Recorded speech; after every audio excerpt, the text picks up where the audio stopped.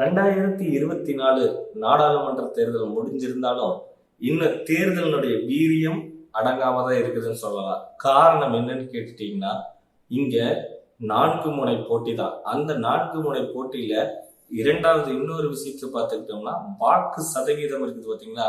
முதல்ல ஒரு வாக்கு சதவீதம் அறிவிச்சு, அப்புறம் இன்னொரு வாக்கு சதவீதத்தை அறிவிச்சு, மறுபடியும் இந்திய தேர்தல் ஆணையம் அதாவது தமிழக தேர்தல் ஆணையம் ஒரு வாக்கு சதவீதம், இந்திய தேர்தல் ஆணையம் ஒரு வாக்கு சதவீதம் அறிவிச்சது முதற்கொண்டு எப்படியாச்சு நம்ம ஆண்டுகிட்டு இருக்கிறோம். மானம் போயிடாம நம்ம மானத்தை காப்பாத்திக்கிறதுக்கு 39 தகுதியும் நம்ம அடிச்சு வின் பண்ணி ஜெயிச்சணுங்கிற நினைப்போட திமுகவும் ஏதாச்சும் கௌரவமா நாம ஒரு ஓட்டை வாங்கி நாம ஒரு 4-5 தொகுதிகளை வின் பண்ணி எப்படியோ நம்ம மானத்தை காப்பாத்திக்கணும்னு சொல்லி அதிமுகவும் இல்ல, இந்த ரெண்டுமே வேண்டாம், நாம தான் மிக்க பெரிய பலம், இந்தியாவையும் ஆண்டுட்டு இருக்கிறோம், நம்ம இந்த தமிழ்நாட்டை ஆள முடியாதுன்னு சொல்லி பெரு கனவோட பல கட்சிகளினுடைய கூட்டணியை அமைச்சுக்கிட்டு நம்ம தான் பெரிய ஆளுன்னு நினைச்சுக்கிட்டு உட்காந்துட்டு இருக்கிற பாஜகவா இருக்கட்டும், இல்ல நம்ம ஏதாவது தனியா நிக்கிறோம், இவனுக்கு எந்த கூட்டணியும் வேண்டாம், ஏன்னா இவங்கெல்லாம் நாட்டுக்கு கேடுன்னு நினைச்சு உண்மையும் நேர்மையுமா மக்களோட கூட்டணி அமைச்சு மக்களுக்காக எப்பவுமே உழைப்பன்னு சொல்லி உட்காந்து வெற்றியை நோக்கி பயணிச்சுட்டு இருக்கிற நம்ம நாம் தமிழர் கட்சியா இருக்கட்டும், இப்படி எல்லாமே சேர்ந்து ஒரு மிகப்பெரிய இங்க இழுபறி நிலையை உருவாக்கி இருக்குதுன்னு சொல்லலாம். அதுக்கு மிக முக்கியமான காரணமா அடிப்படையா பாக்குறது என்னன்னா, நாம் தமிழர் கட்சியினுடைய வீரியம், நாம் தமிழர் கட்சியினுடைய அசுர வளர்ச்சி, நாம் தமிழர் கட்சிக்கு விழுந்த வாக்குகள்ங்கிறது இங்க கணிக்கப்படுது. அதையும் எப்படி கணிச்சிருக்கிறாங்க அப்படின்னா, இந்த தேர்தல் முடிஞ்சனே இவங்க ஒரு உளவுத்துறை வச்சு ரிப்போர்ட் எடுத்திருக்கிறாங்க. அதை பத்தி இந்த காணொலியில் பார்க்க போறோம். உங்களோட நான் உயிர்மை வசந்தகுமார். நாம் தமிழர் கட்சியினுடைய அசுர வளர்ச்சி இவங்களுக்கு மிகப்பெரிய ஒரு குடைச்சலை கொடுத்துருக்குதுன்னு தான் சொல்லலாம். வாங்க காணொலிக்குள்ள போவோம்.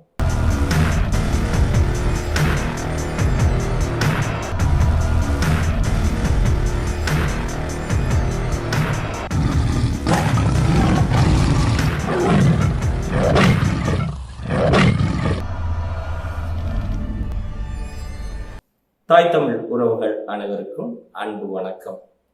எப்படியோ நாடாளுமன்ற தேர்தல் முடிஞ்சிருச்சு அப்படின்னு இல்லாம இப்பதான் மண்டை குடைச்சல் கொடுத்துருக்குது திமுகவுக்கும் அதிமுகவுக்கும் பாஜகவுக்கும் நாம் தமிழர் கட்சி. எந்த மாதிரி மண்டை குடைச்சல் கொடுத்துருக்குது அப்படின்னா, திமுக நாடாளுமன்ற தேர்தல் முடிஞ்ச கையோட என்ன பண்ணி வைக்கிறாங்க, நம்ம 39 தொகுதியில அடிச்சிருவோம், வின் பண்ணிடுவோம்னு சொல்லிட்டு மக்களுடைய ஆதரவு எப்படி இருக்குது என்னன்ட்டு பெல் நிறுவனத்தை வச்சு உளவுத்துறை ரிப்போர்ட் எடுத்திருக்கிறாங்க.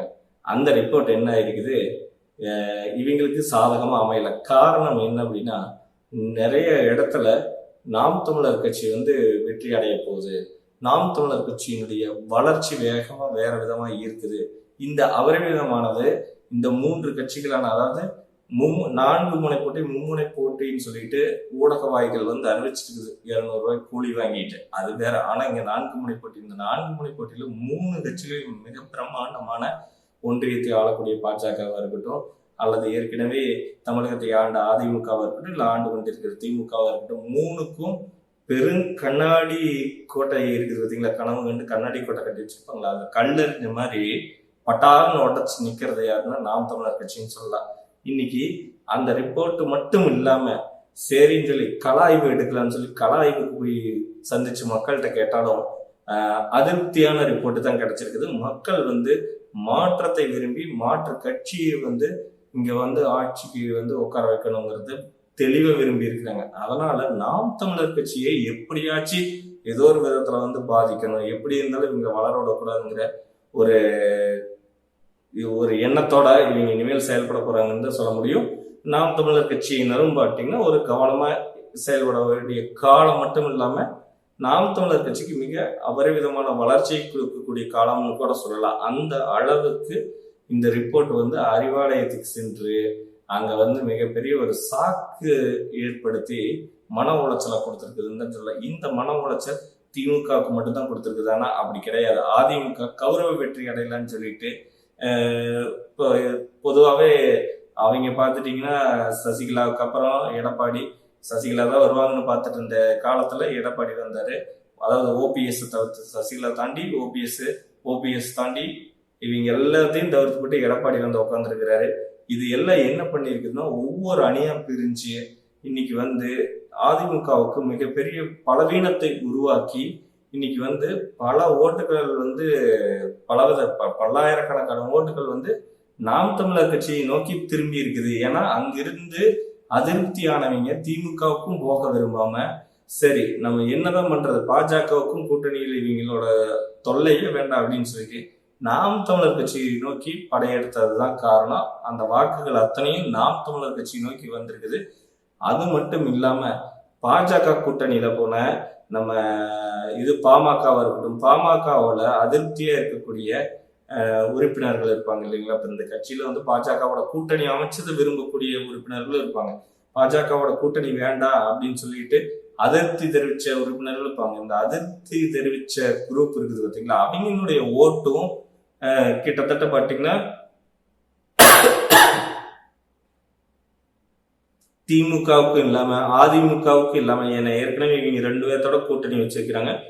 இப்ப பாஜகவோட விரும்பத்தகாத ஒரு கட்சியை வந்து பாஜகவோட போனதுனால அவங்களுடைய ஓட்டும் நாம் தமிழர் கட்சியை நோக்கி நகர்ந்திருக்குது. ஸோ இப்ப எப்படின்னு பாத்துக்கிட்டீங்கன்னா சுத்தி சுத்தி சுத்தி நாம் தமிழர் கட்சியினுடைய வளர்ச்சி பார்த்தீங்கன்னா பொதுவான கட்சியா எந்த அணியும் இல்லாம, எந்த ஒரு மதத்தை சாராம, எந்த ஒரு ஜாதியை சாராம தமிழருங்கிற ஒற்றை சொல்லலை இணைச்சிருக்கிறதுனால அத்தனை பேரும் பார்த்தீங்கன்னா நாம் தமிழர் கட்சியை விரும்பி வரக்கூடிய நிலைமை. அதே சமயம் இங்க இருக்கக்கூடிய தலைமை எப்படி இருக்குது அப்படின்னா, நாம் தமிழர் கட்சியோட தலைமை எப்படி இருக்குன்னா, தலைமைன்னா இந்த ஒருங்கிணைப்பு அப்படிங்கிறது எப்படி இருக்குன்னா எல்லாத்துக்கும் எளிதான ஒரு விஷயமா இருக்குது. ஒரு அதிமுகவை எடுத்துட்டீங்கன்னா ஒரு கிளை செயலாளரை தாண்டி ஒன்றிய செயலாளரை பார்க்கணும்னா மிகப்பெரிய விஷயமா இருக்கும். அந்த ஒன்றிய செயலாளரை பார்த்தாலும் மாவட்ட செயலாளர்கிட்ட போய் ஒரு விஷயத்த சொல்றதா இருந்தா ஒரு அடிமைத்தனமா இருக்கிற மாதிரி இருக்கும். ஆனா அப்படி இல்லாம இங்க பாத்துட்டீங்கன்னா நாம் தமிழர் கட்சியில எல்லோரும் ஒன்றே, எல்லோருடைய கருத்து ஏற்றுக்கப்படும் அப்படின்னு சொல்லி சரிசமமான ஒரு இடம் இருக்குது. அதே சமயம் மகளிர் ஓட்டும் பார்த்தீங்கன்னா மகளிர் ஓட்டுனுடைய சதவீதம் எல்லாமே நாம் தமிழர் கட்சி நோக்கி நகர்ந்திருக்குது. அப்படிங்கிறதுக்கு மிக முக்கியமான காரணம் என்னன்னா, பொதுவாகவே திமுகவை எடுத்துட்டாலும் அதிமுகவை எடுத்துட்டாலும் சும்மா பெண் உரிமை பெண் விடுதலை எல்லாம் பேசுவாங்க. ஆனாலும் சமமான ஒரு வாய்ப்பு வந்து பெண்களுக்கு வழங்கப்படுதான்னா அரசியல்ல அப்படிப்பட்ட ஒரு இடமே கிடையாது. அப்படியே இருந்தாலும் பெண்களுக்கு சரியான பாதுகாப்பு இல்லாத தன்மை, அது ஆண்டு கொண்டு இருக்கக்கூடிய இந்திய ஒன்றியத்தை ஆண்டு கொண்டு இருக்கக்கூடிய பாஜக கட்சியிலையும் இது போன்ற செய்திகள் வந்து பல விதமா வந்து வந்திருக்குது நமக்கு செய்தித்தாள்லையும் ஊடகத்திலையும். அதையெல்லாம் தாண்டி இன்னைக்கு வந்து நாம் தமிழர் கட்சி பாதிக்கு பாதி வந்து பெண்களும் ஆண்களும் வந்து வேட்பாளர்களை நிறுத்தி மிகப்பெரிய சாதனை படைச்சிருக்கிறதுனால பெண்கள் வந்து பொதுவாகவே யோசிப்பாங்க. ஏன்னா அடுப்பூதும் பெண்களுக்கு படிப்பதற்குன்னு காலம் தாண்டி இன்னைக்கு எல்லா பெண்களும் சமமா வேலைக்கு போய் ஒரு ஐடி துறையா இருக்கட்டும், எந்த துறையா இருக்கட்டும், இல்ல அரசு வேலையா இருக்கட்டும், எல்லா இடத்துலையும் கால் பதிக்க தொடங்கிட்ட காலம் வந்துருச்சு. அந்த காலத்துல அரசியலிலும் கால் பதிக்கக்கூடிய இடத்தை ஒரு புரட்சியை உருவாக்கி கொடுத்தது நாம் தமிழர் கட்சி தான். அதனால இந்த இடத்துலையும் மகளிருக்கான ஒரு வாய்ப்பு இருக்கிறதுனால மகளிர் அத்தனை பேரும், அது படித்த மகளிர்கள் அத்தனை பேரும் பார்த்துட்டீங்கன்னா நாம் தமிழர் கட்சியை நோக்கி திரும்பி இருக்கிறாங்க. அதுக்கு இன்னொரு காரணம், இந்த படிக்காத பெண்களா இருக்கட்டும், இல்ல கிராமப்புற பெண்களா இருக்கட்டும், அவங்க நாம் தமிழர் கட்சியை நோக்கி நகர்றதுக்கு காரணம் என்னன்னா, இந்த சிலிண்டர் விலைன்னு சொல்லிட்டு ஏமாத்திட்டே சுத்திட்டு இருக்கிறாங்க. அந்த சிலிண்டர் விலை குறைக்கிறேன், ஏத்துறேன், இறக்குறேன், குறைக்கிறேன்ட்டு காதுல பூச்சுத்திட்டு இருக்கிறாங்க. அப்படி ஒரு அறிவிப்பு வந்து இவங்க வந்து எப்பவும் போல குறைக்கிறேன்னு சொல்லுவாங்க, அப்புறம் வந்து ஏத்துவாங்க. ஏன்னா 300 ரூபாய்க்கு வித்த சிலிண்டரு இன்னைக்கு வந்து கிட்டத்தட்ட 1200 வரைக்கும் வந்துருச்சு. அப்படிங்கிறது வந்து உண்மையான பெண்களுக்கு மிகப்பெரிய பாதிப்பு தான். ஏன்னா ஒரு வாடகை வீட்டுல வாழக்கூடிய ஒரு நடுத்தர குடும்பம்ங்கிறது வந்து 1200 ரூபாய்க்கு சிலிண்டர் எடுத்து இன்னைக்கு அரிசி விலை எந்த அளவுக்கு விற்குது, பூண்டு விலை எந்த அளவுக்கு விற்குது. அதனால இந்த விஷயமெல்லாம் மகளிருக்கு வந்து ரொம்ப பாதிப்புக்கு வந்து ஏற்படுத்திடுச்சு. ஒரு காய்கறி விலையா இருக்கட்டும், அத்தியாவசிய பொருட்களினுடைய விலையா இருக்கட்டும், இந்த எரிபொருட்களினுடைய விலையா இருக்கட்டும், இதெல்லாம் வந்து உச்சத்தை தொடக்கூடிய அளவுக்கு இன்னைக்கு வளர்ந்துருக்கிறதால நடுத்தரம் மட்டும் இல்லாம கொஞ்சம் அதற்கு கீழே இருக்கக்கூடிய பொருளாதாரத்தில் பின்தங்கியுள்ள குடும்பங்களும் ரொம்ப பாதிக்கப்பட்டிருக்கிறதுனால மகளிரினுடைய ஓட்டும் நாம் தமிழர் கட்சியினுடைய இந்த தற்சார்பு கொள்கை, பொருளாதார கொள்கை, அனைவருக்கும் அரசு, படித்தவர்கள் படிக்காதவர்களுக்கு அரசு பணிங்கிறது முதற்கொண்டு மக்களிடையே போய் சேர்ந்ததுனால ஏதோ ஒரு மாற்றம் பிறக்கும், மாற்றத்தை நோக்கி நகருவோம். இந்த 2 கட்சிக்கு போய் போட்டு போட்டு போட்டு நாசமா போயிட்டோம், நம்ம வாழ்க்கை அழிஞ்சு போச்சு, இனிமே நம்மளுடைய பசங்க பிள்ளைகளுடைய வாழ்க்கையாவது நல்லா இருக்கட்டுன்னு கொஞ்சமாவது யோசிச்சு இப்ப நாம் தமிழர் கட்சியை நோக்கி நகர்ந்து அவங்களுடைய வாக்குகளும் நாம் தமிழர் கட்சிக்கு விழுந்திருக்குதுங்கிற அதிர்ச்சி ரிப்போர்ட்டு இவங்க கையில எல்லாம் போனதுனால ஆடி போய் விடவெடுத்து உட்காந்துட்டு இருக்கிறாங்க. காரணம் என்னன்னா, எப்படிதான் நாம் தமிழர் கட்சி நாம இத்தனை பணத்தை செலவு பண்றோம், ஐடி துறையா இருக்கட்டும், 200 ரூபாய்க்கு கொடுத்து அவனை கூவ சொல்றான், அவனும் கூவுறான், ஆனா சரியா கூவ மாட்டேங்கிறான், வாங்கிட்டு படுத்துங்கிறான், மட்டையாயிடுறான். இங்க ஓட்டு போட சொன்னா மாநாடு நடத்தினா சீட்டாடுறாங்க, இருக்கிற பருப்பு எண்ணெய் அப்படிங்கிறது எல்லாத்தையுமே அள்ளிட்டு போறாங்க. அட கொடுக்குற மஞ்ச பைய கூட திருடிட்டு போறாங்கப்பா. அப்படிங்கிற இடத்துல ஒழுக்கமான கட்டுப்பாடோட பொதுக்கூட்டத்துல, அதுவும் பொதுக்கூட்டம் முடிஞ்சனையே தண்ணி குடிச்ச அந்த போத்தல்கள் இருக்குது பார்த்தீங்களா, பாட்டல்கள், வாட்டர் பாட்டல்கள் அத்தனையும் பொறுக்கி சுற்றுச்சூழல் பாசறைன்னு ஒன்று இருக்கு, அந்த சுற்றுச்சூழல் பாசறை எடுத்து அதெல்லாம் சுத்தம் பண்ணி கொடுத்து நாற்காலிகள்லாம் அழகா ஒரு நாற்காலி கூட வேஸ்ட் ஆகாம, டேமேஜ் பண்ணாம, உடைக்காம, அக்கப்போர் பண்ணிக்காம இவங்க எல்லாம் எடுத்து வச்சு, அதுவும் இல்லாம உறுதிமொழியோட எப்பவுமே ஒரு பொதுக்கூட்டம் வந்துட்டீங்கன்னா இங்க அறகுறை ஆடை போட்டுட்டு கண்டபடி டான்ஸ் ஆடுறது ஒரு கொள்கை ஒரு நிலைப்பாடே கிடையாது. ஆனா இதெல்லாம் தொடர்ந்து மகளிர் கவனிச்சுட்டு வந்திருக்கிறாங்க. நாம் தமிழர் கட்சியினுடைய பொதுக்கூட்டத்தையும் கவனிச்சுட்டு வந்திருக்காங்க. அதுல எப்படின்னா, வந்தனே கலை நிகழ்ச்சி, எந்த மாதிரி கலை நிகழ்ச்சி, தமிழர் பண்பாடான தப்பாட்டம் ஆடுறது, அடுத்தது பார்த்தீங்கன்னா சிலம்பம், இந்த மாதிரி வீரக்கலைகள், பரதநாட்டியம், இந்த மாதிரி தமிழ் தேசிய பாடல்கள், இப்படி அதனுடைய அரங்கேற்றமே அப்படித்தான் இருக்கும். அதுக்கப்புறம் பார்த்தீங்கன்னா உறுதிமொழி, வீரவணக்கன்னு சொல்லிட்டு, அப்புறம் எல்லாரும் பெண்கள், மிக முக்கியமா பெண்கள் பேச்சாளர்களாக மேடை ஏறி பேசக்கூடிய இடம் நாம் தமிழர் கட்சியினுடைய இடம். சின்ன பிள்ளையிலிருந்து பெரிய மகளிர் வரைக்கும் பேசக்கூடிய இடம், வாய்ப்பளிக்கக்கூடிய இடம் நாம் தமிழர் கட்சியினுடைய மேடை அப்படிங்கிறத தெளிவா உணர்ந்து இன்னைக்கு பெண்கள் அரசியலை நோக்கி நகர்ந்து கால் பதிக்கிறதுக்கு மிக பெரிய வரலாற்றை உருவாக்கி ஒரு புரட்சியை உருவாக்கி இருக்குதுன்னா அது நாம் தமிழர் கட்சிக்கு மட்டும்தான் அந்த பெருமை சேரும்.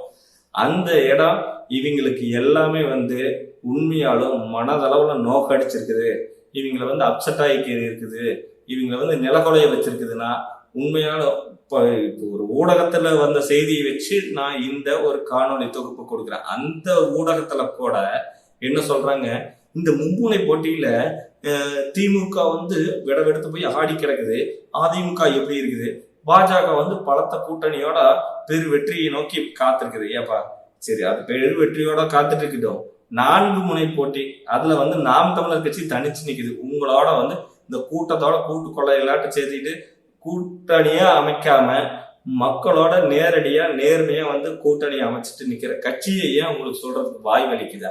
அதை சொல்லிட்டாதான் என்ன? ஏன் இந்த மாதிரியான உங்களுக்கு ஒரு வன்மம் இருக்குது? நாம் தமிழர் கட்சிகிட்ட காசு வாங்க முடியாது, அது காசு வாங்க முடியாது. ஏன்னா உங்களை மாதிரி கோடி கோடிக்கா நாங்க எலக்ட்ரல் பாண்ட்லயோ அல்லது பெரும் முதலாளிகளை மிரட்டியோ அல்லது கட்சிக்கு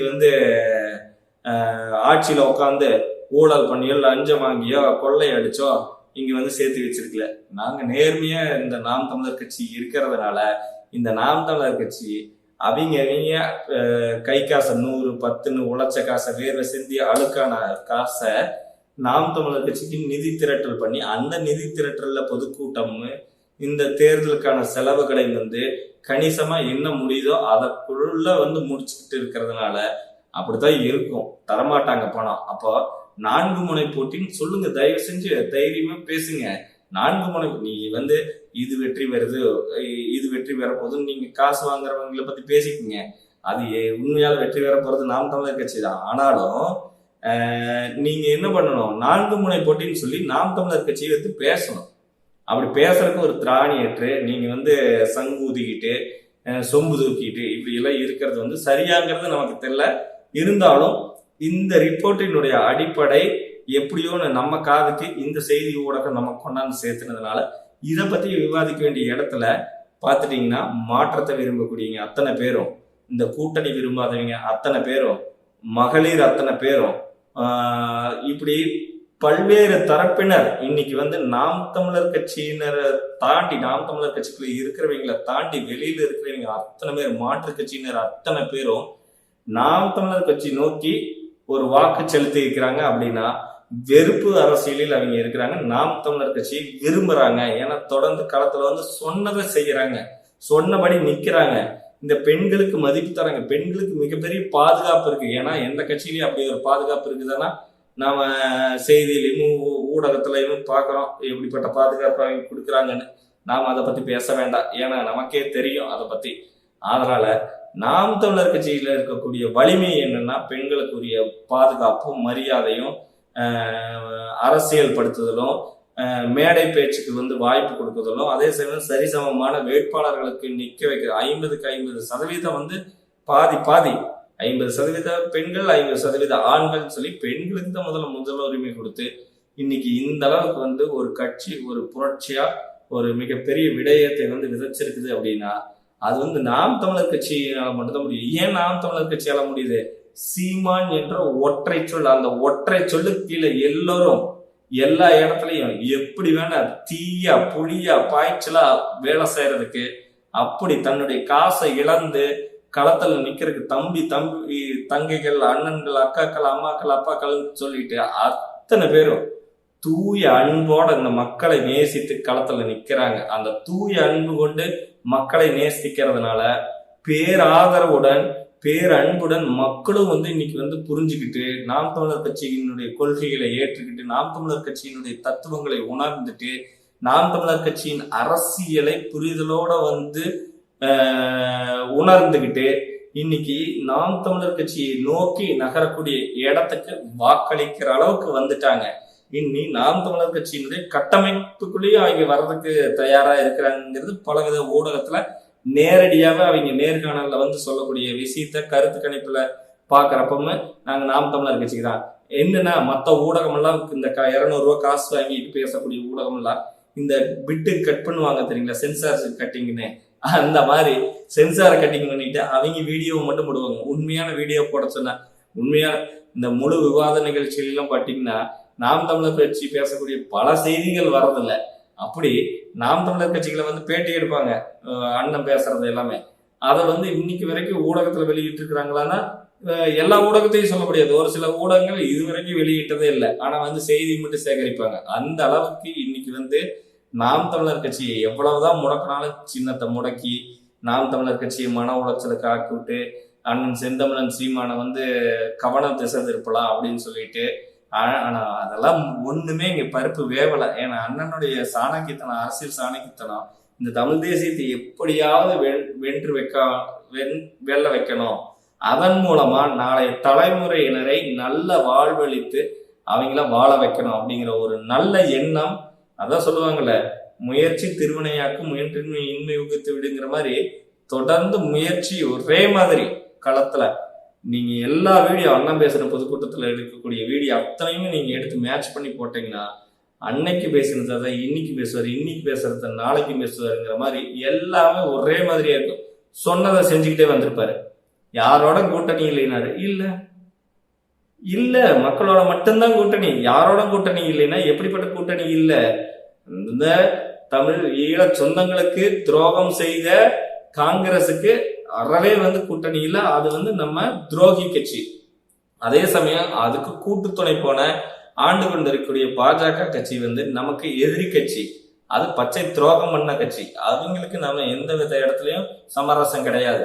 அதே மாதிரி இந்த நம்ம ஈழச்சொந்தங்கள் வந்து அங்க செத்து கிடந்தப்ப இங்க வந்து நாடகம் ஆடிட்டு உட்காந்துட்டு எம்பி சீட்டுக்கு போயிட்டு கால் விழுந்துட்டு அழுதுட்டு இருந்த திராவிட கட்சி, ரொம்ப திராவிடத்தை போதிக்கக்கூடிய கட்சியான திமுக கம்பல்சரி காங்கிரஸோட கைக்குலியா இருக்கிறதுனால அதுக்கும் வந்து இந்த வாக்குகள் வந்து பற்றி இந்த என்ன சொல்றது அதனுடைய கூட்டணிக்கு வந்து எந்த சமரசம் கிடையாது. அதிமுகவுக்கு அதே மாதிரிதான். இதையெல்லாம் வேடிக்கை விட்டு இருந்த அதிமுக எந்த இடத்துலையும் எந்த ஒரு சப்போர்ட்டும் கொடுக்காததுனால, இதையும் வந்து பாஜகவோட கீழே அவங்க இருக்கிறதுனால இவங்ககிட்டையும் எந்த சமரசம் கிடையாதுங்கிற இடத்துல இன்னைக்கு மக்களோட மட்டும்தான் கூட்டணி அப்படின்னு நின்றுட்டு இருக்கிற இந்த நாம் தமிழர் கட்சி தன்னுடைய கொள்கைகளையும் தன் தலைவரை வந்து தலைவர் மேதகு பிரபாகரன் அவர்களை வந்து அவர்கள் தலைவனாகவும் ஏற்கக்கூடிய யார் வராங்களோ அவங்களுக்கு மட்டும்தான் கூட்டணி வாய்ப்பு இருக்குதுங்கிற இடத்துல இன்னைக்கு வந்து தனித்துவமா தனித்து நிற்கக்கூடிய ஒரு கட்சியாகவும் ஒரு தலைவனாகவும் இன்னைக்கு வந்து இந்த நாம் தமிழர் கட்சியா இருக்கட்டும், சீமான் அண்ணனா இருக்கட்டும், இன்னைக்கு தமிழக மக்கள் மனதில் ஒரு பெரிய அளவுக்கு வந்து குடிகொன்று இருக்கிறாரு, அவங்களுடைய இதயத்தை திருடி விட்டாருங்கிற இடத்துல நாம் தமிழர் கட்சி இன்னைக்கு அபரிவிதமான வளர்ச்சியும் அசுர பலத்தோடவும் இன்னைக்கு வந்து 2026க்கான வெற்றியை தீர்மானிக்கக்கூடிய இடத்தில் இந்த நாடாளுமன்ற தேர்தலின் ரிசல்ட்டை எதிர்பார்த்து அதனுடைய விடையை எதிர்பார்த்து இன்னைக்கு நிக்குது அப்படின்னா உண்மையாலும் ஏன்னா பல பேர் பல இடங்கள்ல சொல்லிட்டாங்க, எங்க மைக் சின்னத்துக்கு தாங்க ஓட்டு போனா என்னங்க பண்றது, மாற்றத்தை இப்ப நம்ம கொடுத்தாகணும், அவரும் கத்திக்கிட்டே இருக்கிறாரு, நம்ம கொஞ்சமாவது புரிஞ்சுக்கணும் அப்படிங்கிற இடத்துல இன்னைக்கு மக்களும் புரிஞ்சு இந்த அளவுக்கு வந்து ஆதரவு வந்து நாம் தமிழர் கட்சி வெல்லணுங்கிற ஒரு இடத்துல மக்களும் நகர்ந்துட்டாங்க. ஏன்னா பல விதமான அவங்களுக்கும் பார்த்துட்டீங்கன்னா இந்த சாலை போடுறதா இருக்கட்டும், மறந்தூர் விமான நிலையம் அமைக்கிறதா இருக்கட்டும், அந்த சிப்காட்டு போடுறான், கீழ் பவானி வாய்க்கால்ல கான்கிரீட் தளம் அமைக்கிறேன், ஏதாவது மக்களுக்கு தேவையான எதையுமே அடிப்படை வசதி, அதாவது விலை குறைப்பு இருக்குதா, வாழ்வாதாரத்துக்கான வேலை வாய்ப்பு இருக்குதா, அந்த வேலை வாய்ப்புக்கு சரியான சம்பளம் இருக்குதா, இதையெல்லாம் இல்லாம இன்னைக்கு வந்து நடு தெருவில் நிறுத்தி வச்சிருக்கிறதுனால எல்லாருமே தெரிஞ்சு வச்சுட்டாங்க. இனி இதுக்கு மேலேயும் நாம இந்த கட்சிகளை ஆதரிச்சு நம்ம வாக்கு செலுத்திட்டு இருந்தோம்னா நம்ம நாளைய தலைமுறையும் இன்னைக்கு நாம எப்படி நடுத்தரவில் நிற்கிறோமோ அதை விட மோசமான நிலைமைக்கு தள்ளப்பட்டுருவாங்க. ஆதலால இந்த தற்சார்பு கொள்கையும் பொருளாதார கொள்கையும் நீர் மேலாண்மையும் கல்விக் கொள்கையும் மருத்துவ கொள்கையும் ஓப்பனா அறிவிச்ச இந்த இலவசங்களை நம்பி நம்பி நாசமா போயிட்டு இதையெல்லாம் நம்பாம நம்ம இன்னைக்கு இவ்வளவு பாடுபடுறோமே. அன்னைக்கே சீமான் கத்துனாப்லையே நம்ம சீமான் கத்துறப்பவே விழிச்சிருந்தா இன்னைக்கு இந்த நாள் வந்திருக்காதுங்கிறத உணர்ந்து இன்னைக்கு நாம் தமிழர் கட்சிக்கு வாக்களிக்கக்கூடிய இடத்துக்கு நகர்ந்திருக்கிறாங்க. அதையும் தாண்டி முதல்லயே சொன்ன மாதிரி இந்த சாதி மதம் கடந்து இந்த சாதி சாக்கடையும் மத சாக்கடையும் வச்சுக்கிட்டு இவங்க போடுற அரசியல் ஆட்டம் களியாட்டம் இருக்குது பார்த்தீங்களா, அதையெல்லாம் வந்து மக்களை உணர்ந்துட்டாங்க. நாம புனிதமாக வழிபடக்கூடிய மதத்தை வைத்து இவர்கள் ஒரு அரசியல் செய்கிறார்கள். நம்ம பிரிந்து கிடைக்கும் இந்த சாதிய பிளவுகளால் இவங்க அதையும் வச்சுக்கிட்டு ஒருத்தரையும் வந்து ஒற்றுமைப்படுத்த விடாம எப்படி பிரித்தாளும் கொள்கைன்னு சொல்லிட்டு ஆங்கிலேயர்கள் பண்ணாங்களோ அந்த மாதிரி பிரித்தாளர் கொள்கையை வச்சுக்கிட்டு இவங்க ஆளுக்கு ஒரு பக்கம் சீனை போட்டுக்கிட்டு வேங்கை வயல் நிகழ்ச்சி மாதிரி பல்வேறு நிகழ்ச்சிகள் இன்னைக்கு வந்து எடுத்துக்காட்டா இன்னைக்கு வந்து மக்கள் மனதில் போய் நிக்குது.